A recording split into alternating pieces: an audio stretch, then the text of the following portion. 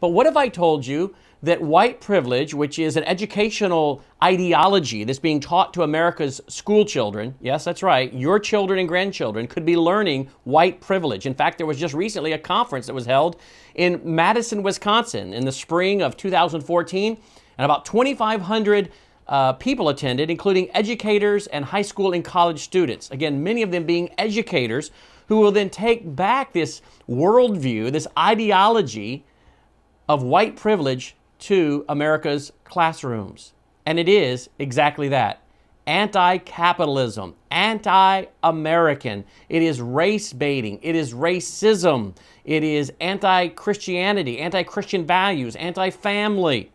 As you're going to see from these video clips, at the end of the day, those pushing this white privilege curriculum, what they want is a revolution. You're going to hear it in their own words. Just as Saul Alinsky used the word change, change, change over and over, which really meant revolution, and he openly called for revolution, you're going to see that the people pushing white privilege curriculum are calling for a revolution, an overthrow of our Constitution and our form of government, and particularly capitalism, in favor of Marxism. And so I ask you again, why are so-called evangelicals using in a positive way this term and the lie of white privilege?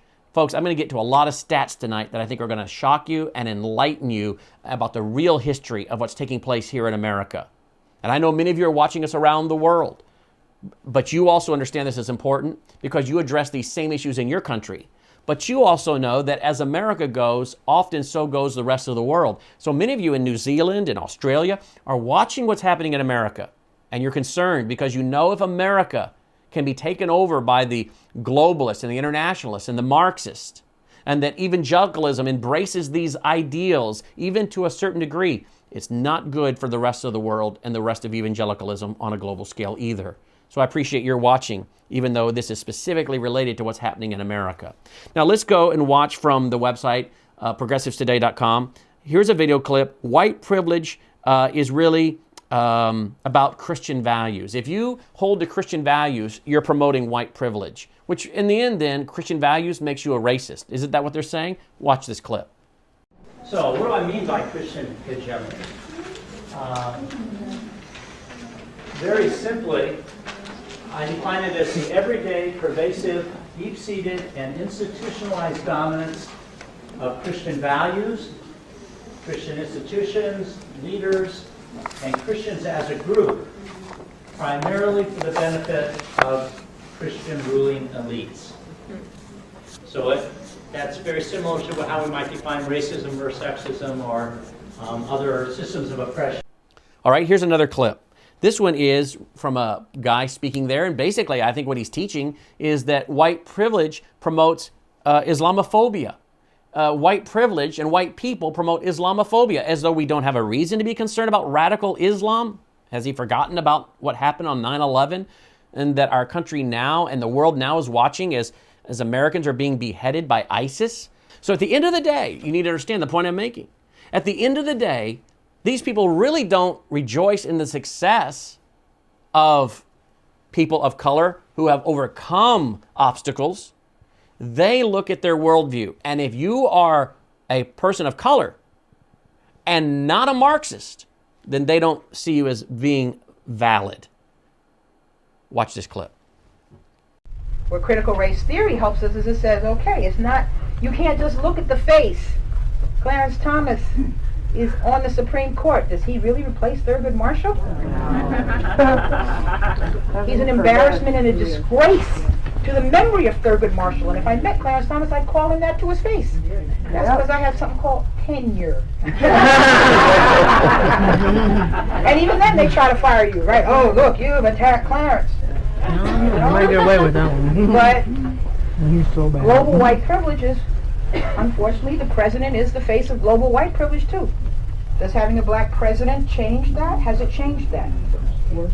Unfortunately, it hasn't, is it? He ends up being the front man for the system.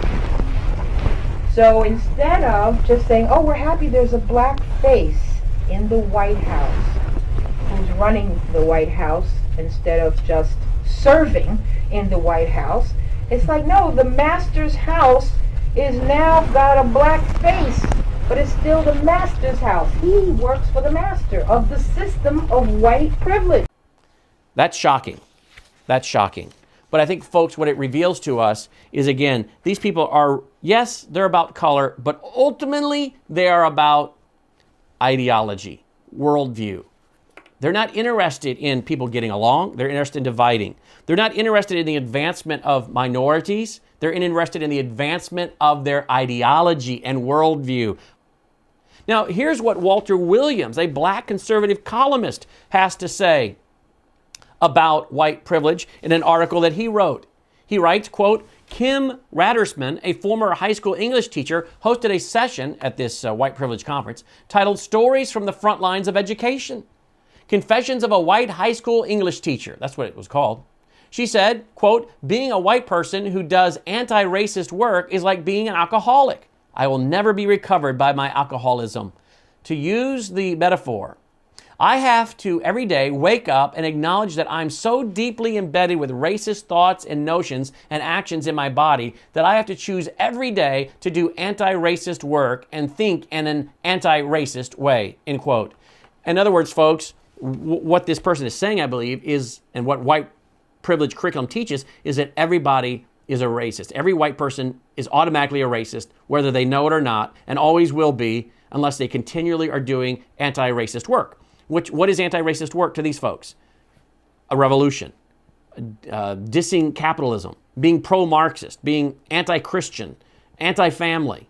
That's what it means now to be a person that is opposing white privilege. That's what it means now to many of these folks to not be a racist, is to be an outright Marxist. Walter Williams went on to say, but the propaganda and lunacy go even deeper. Jacqueline Battalora, professor of sociology and criminal justice, informed conference participants that, quote, white people did not exist before 1681. Here's what Walter Williams says about that. He says, that's incredible. If Professor Battalora is correct, how are we to identify William Shakespeare, 1564, Sir Isaac Newton, 1642, John Locke, 1632, Leonardo da Vinci, 1452, and especially dear Plato, 428 BC.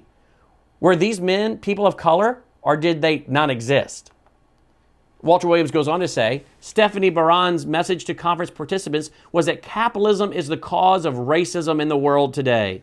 This adjunct professor at Kankakee Community College, which calls herself a vulgar Marxist, added that racism was invented in colonial America by white capitalists as a tool to divide labor and keep the working class in their place. I can't imagine people being stupid enough, writes Walter Williams, to believe all that was said at the white privilege conference. There's something else at work. I think it's white guilt. First of all, let me just say, this is the only area where I disagree with Walter Williams. I don't think it's white guilt. I think it's these people are embedded with Marxism. I think it's Marxism, it's socialism, it's social justice, it's anti-America, it's anti-Christian. They're embedded with those ideals. He goes on to say, that's why for almost 3 decades, there has appeared on my website a certificate of amnesty and pardon that I've granted to Americans of European ancestry in hopes that they stop feeling guilty and stop acting like fools. Now, folks, you can go to Walter Williams' website and find this certificate. You can see it on the screen there.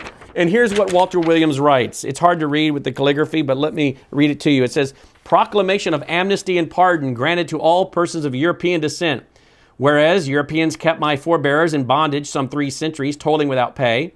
Whereas Europeans ignored the human rights pledges of the Declaration of Independence and the United States Constitution. Whereas the Emancipation Proclamation, the 13th and 14th Amendments, meant little more than empty words. Therefore, Americans of European ancestry are guilty of great crimes against my ancestors and their progeny. But in the recognition, Europeans themselves have been victims of various and sundry human rights violations, to wit, Norman conquest, the Irish potato famine, decline of the Habsburg dynasty, Napoleonic and Caesarist aventurisms, and gratuitous insults and speculations about the intelligence of Europeans of Polish descent. I, Walter E. Williams, do declare full and general amnesty and pardon to all persons of European ancestry. for both their own grievances and those of their forebears against my people. Therefore, from this day forward, Americans of European ancestry can stand straight and proud, knowing they are without guilt, and thus obliged not to act like fools in their relationships with Americans of African ancestry. Walter E. Williams, gracious and generous grantor. Now, folks, how can you not love Walter Williams?